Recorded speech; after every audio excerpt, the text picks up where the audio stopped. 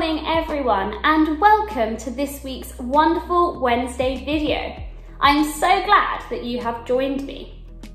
So today we are continuing looking at our series called Christian Commitment. And in this series we're thinking about how we as Christians should live and how we should act and the sort of things that we should do. And today we are going to think about serving others.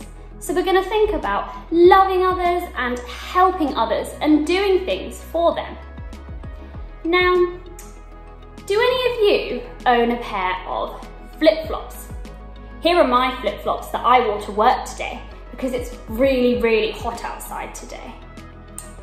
And we wear flip-flops when it's hot, don't we? Because we don't want to have proper shoes on. We don't want socks on and trainers on. Our feet get too hot and sweaty. So we put flip-flops on instead. Now, in Jesus' time, everybody would have worn sandals and flip-flops because where he lived, it was really hot and the people didn't want to bother with real shoes. But what's the one bad thing about sandals or flip-flops? Our feet can get quite dirty in them, can't they? Because there's nothing to protect our feet. My foot is just out. So I can get dust on them, or if I stand in a puddle, I could get a wet foot, or if I stood in some mud, it might get on my toes. Your feet can get quite dirty in flip-flops. And in Jesus' time, where he lived, it was very dry and they didn't have lots of rain. So the paths would have been very sandy and dusty.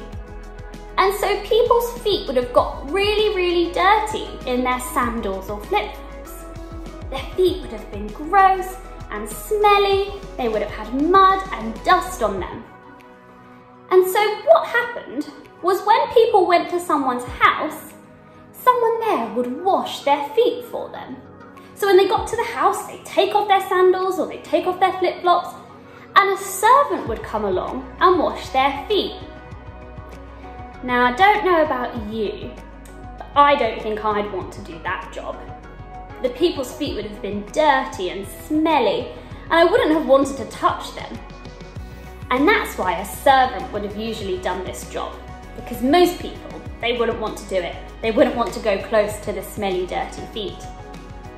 But we're going to read a story now about a time where Jesus washed his disciples' feet as a way to serve them, because he wanted to show them that he loved them.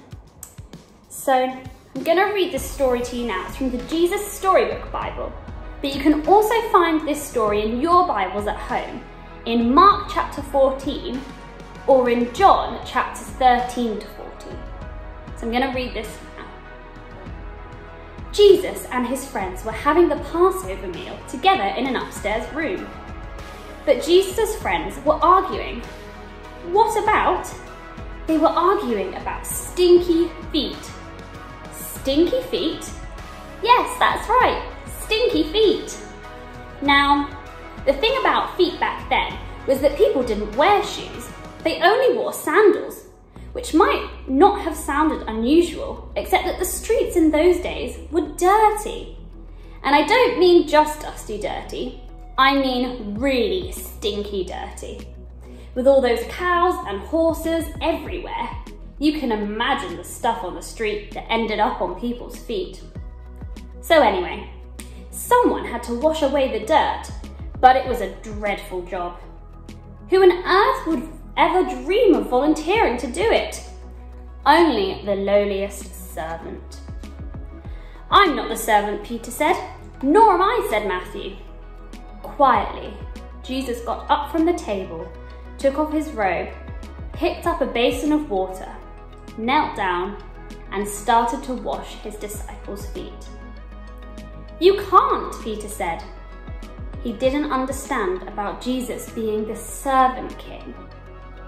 If you don't let me wash away the dirt, Peter, Jesus said, you can't be close to me.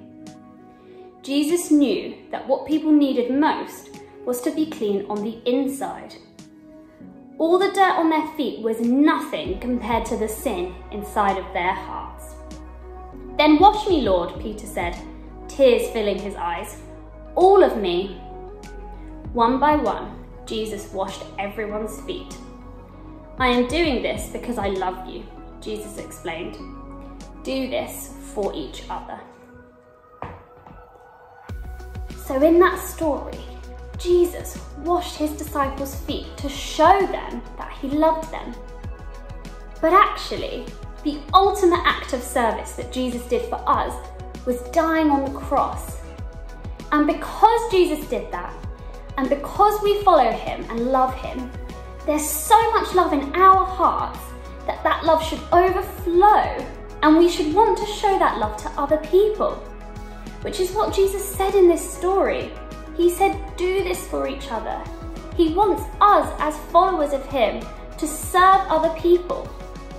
Now, that probably doesn't look like washing people's feet, luckily. But maybe you can have a think about some things that you could do for other people, some things you could do to help them or to serve them. Because we love Jesus and his love for us overflows, we want to serve others and we want to help them and we want to show Jesus' love for them. So we're going to think about this a little bit more in our Bible study together now. So you're going to go off with your parents or your grandparents, maybe your siblings, and you can find the Bible study on our website. And in there, you're going to think a little bit more about why we serve and how we can serve other people. I will see you guys soon. Have a great day. Bye.